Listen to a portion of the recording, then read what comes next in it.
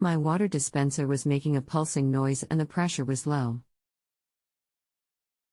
I replaced the filter and it made a pulsing noise even before I attempted to dispense water. When I pushed the lever for the water, none would come out. Hello, and thank you for using this service. I'll be helping you with your problem today. Unfortunately, this is a problem with your filter housing that your filter plugs into. There is a valve in the back of the filter housing that bypasses the filter when the filter is removed, and this valve is failing and not actuating properly when you install the filter.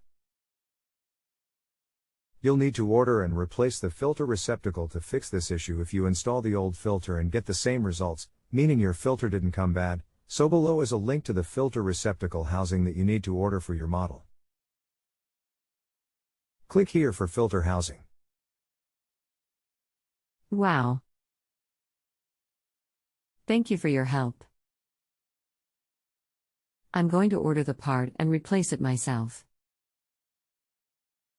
Do you have a suggestion for the ice dispenser lever?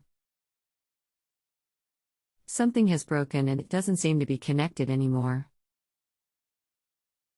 There is no resistance on it when I push on it. So obviously it won't dispense ice.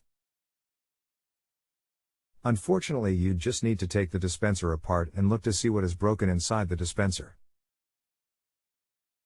I have no idea what is broken without actually seeing inside the dispenser. Below is a link to a video that shows you how to remove the dispenser face so that you can get inside. This unit is made by Whirlpool for Maytag, so don't be confused by the video. Click here for video. If you have a home improvement or appliance question and want to chat with an expert, now visit JustAnswer.com/YTHI.